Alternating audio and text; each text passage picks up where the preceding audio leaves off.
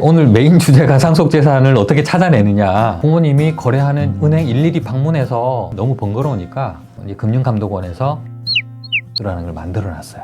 가까운 주민센터 가셔서 이거 신청을 하셔야 돼요. 안녕하세요. 푸르른 날 채널의 최동훈 변호사입니다. 가족분들 중에 누군가 갑자기 이제 돌아가시면 여러 가지로 당황스러우실 텐데요. 장래 문제라든가 뭐 여러 가지 어려운 문제가 있을 수 있는데 그런 것들은 말고 오늘은 상속과 관련해서 유족들이 꼭 해야 될 거, 어떤 것들을 먼저 짚고 넘어가야 되는지 이런 것들에 대해서 한번 얘기를 나눠보겠습니다.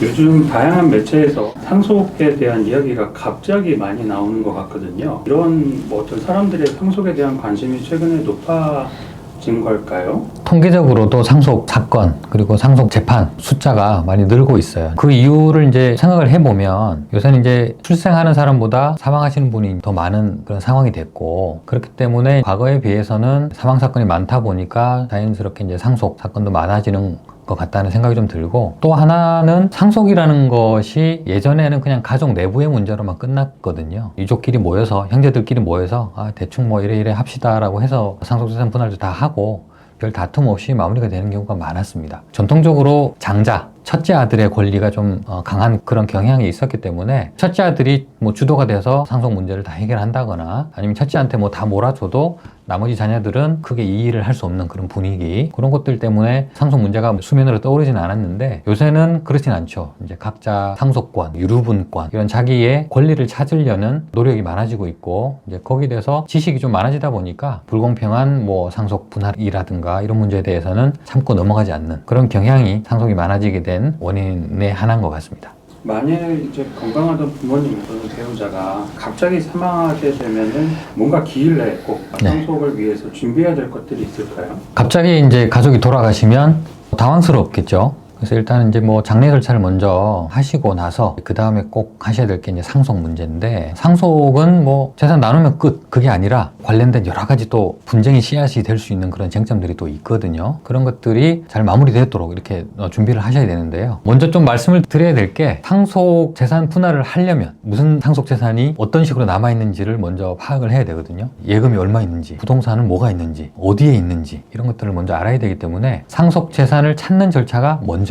상속재산을 먼저 찾아야 그 다음 단계로 넘어갈 수가 있거든요. 상속재산 분할도 하고 상속세도 내고, 그 다음에 뭐 또 내가 이 상속을 승인할 건지 뭐 상속 포기를 할 건지 이런 것들도 결정을 할 수가 있게 되는 것이죠. 블로그에 상속 처리 절차 중 두 번째 단계를 설명 주신 내용이 있는데, 그 중에 보면 상속 승인, 포기, 그리고 한정 승인 결정, 각각에 대해서 조금 더 자세히 설명 부탁드립니다. 이제 상속인들은 이 상속을 내가 받을 거냐 아니면 안 받을 거냐, 그건 이제 결정을 해야 되거든요. 원칙은 이제 상속 받는 게 원칙이겠죠. 그런데 이제 흔히 이제 상속 포기 아니면 뭐 한정 승인 이런 걸 했다 하는 사람 얘기를 들어보셨을 거예요. 그럼 그런 사람들은 뭐냐, 무슨 상황이길래 상속 포기를 하고 한정 승인을 한 거냐, 그럼 나는 뭐 상속 승인을 해야 되는지 뭐 상속 포기를 해야 되는 거냐, 어떤 기준에 따라서 해야 되는 거냐, 이제 이런 의문이 이제 생기는데요. 상속인이 상속 재산을 판단을 해보는 거예요. 내가 상속을 받았을 때 재산, 그러니까 이제 플러스 재산, 적극 재산만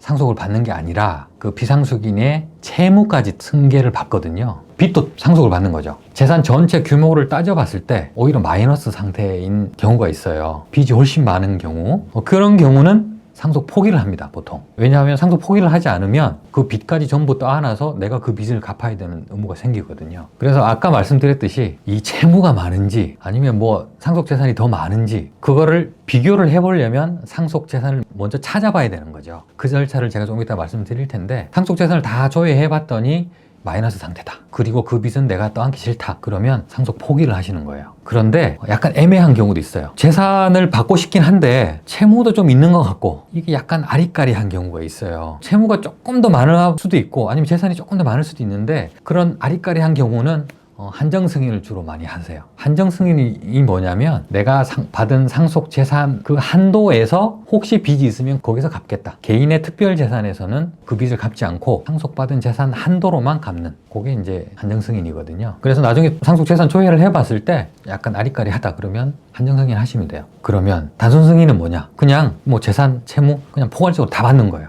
내가 다 책임지겠다. 보통은 이제 채무보다 재산이 훨씬 많은 경우에 단순 승인을 하게 되겠죠. 그런데 주의할 점이 있어요. 포기, 한정 승인 할 수 있는 기간이 딱 3개월이에요. 3개월 동안 아무것도 하지 않으면 그냥 단순 승인한 것으로 봅니다. 그렇기 때문에 그 기간 안에 포기를 하거나 한정 승인을 하셔야만 되는 거예요. 그렇지 않으면 단순 승인해서 모든 채무까지 다 떠안을 우려가 있습니다. 물론 예외적인 경우에 이제 그 채무에서 벗어날 수 있는 규정이 있긴 있는데 그건 다음 기회에 따로 설명을 드리겠습니다. 이 편을 기다리시는 분이 많은 것 같은데요. 제가 빠른 시일 내에 일반인 분들이 궁금하게 생각하시는 것 중에 하나가 상속에서 변호사의 도움을 받지 않으면 위험하다는 사람도 있고 내가 꼭 굳이 상담을 해야 되냐 뭐 동사무소에다가 이렇게 신청하면 알아서 해준다 뭐 이런 사람도 있는데 어떻게 좀 조언을 해주시면 뭐 상속이 발생했다고 해서 무조건 뭐 변호사 선임해야 되고 그런 건 아니에요. 그런데 상담 정도는 받아보실 수 있잖아요. 큰 돈 드는 거 아니니까. 상속인이 딱 한 명이고 뭐 상속 재산도 명백하고 뭐 그런 사건인데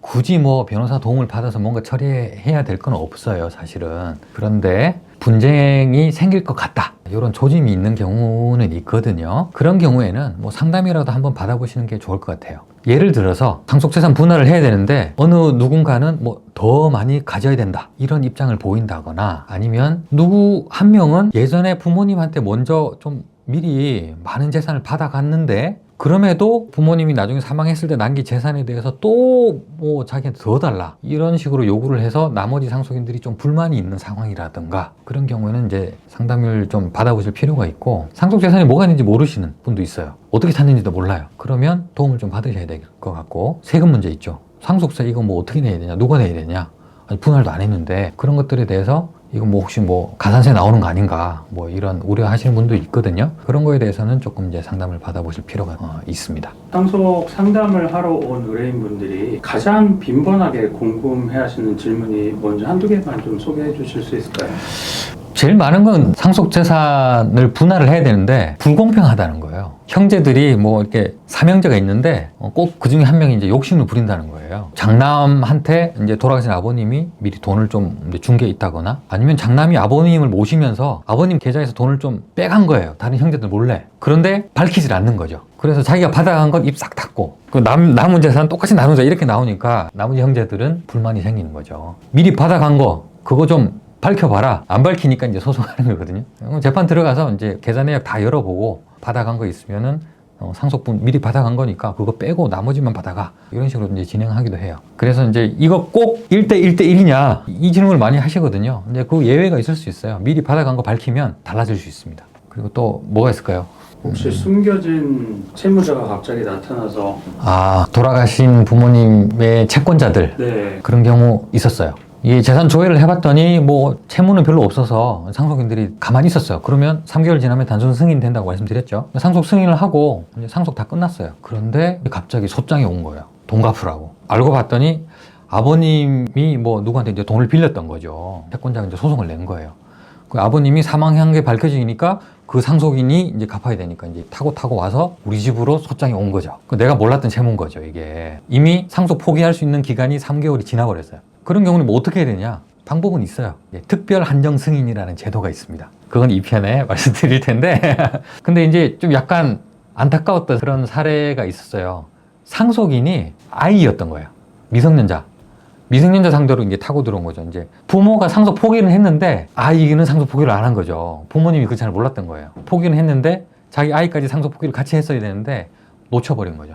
그래서 부모는 상속 포기했으니까 그 다음 상속인인 자기 이제 미성년자인 애들한테 갚으라고 소장이 날아온 거예요. 그런 경우에 이제 저한테 오셨던 분들이 있는데 벗어날 수 있는 방법은 있습니다. 그건 다음 기회에 제가 조금 더 자세히 말씀드리고요. 그래서 이제 오늘 메인 주제가 상속재산을 어떻게 찾아내느냐 뭐 그런 거였는데, 이제 우리나라는 그런 시스템이 잘 갖춰져 있어요. 부모님이 거래하는 은행 일일이 방문해서 이 은행에 뭐 있어요, 또 저 은행 가서 여기 뭐 있어요, 이렇게 하면 너무 번거로우니까 이제 금융감독원에서 상속인 금융조회 서비스라는 걸 만들어 놨어요. 거기서 이제 조회 신청을 하시면 모든 금융재산, 기본적인 재산 다 파악할 수 있고 채무까지 일괄 조회할 수 있으니까 그걸 통해서 조회를 하시고요. 그 다음에 두 번째로 가셔야 될 때가 있어요. 가까운 주민센터 가셔서 안심상속 원스톱 서비스 요거 신청을 하셔야 돼요. 이거는 금융재산을 조회하는 게 아니라 지방세라든가 지방세 체납 내역이라든가 뭐 국민연금, 자동차 뭐 이런 거에 대해서 이제 조회를 할 수 있으니까 이 두 가지는 반드시 하셔야 되겠죠. 첫 번째는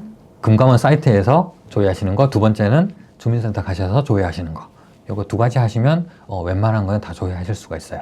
그리고 조회한 결과를 바탕으로 그 다음 절차를 나가겠죠. 그 다음 절차는 상속 승인, 한정 승인, 뭐 상속 포기 이런 문제가 있고, 그 다음에 그거 가지고 상속재산 분할도 하게 되는 것이고요.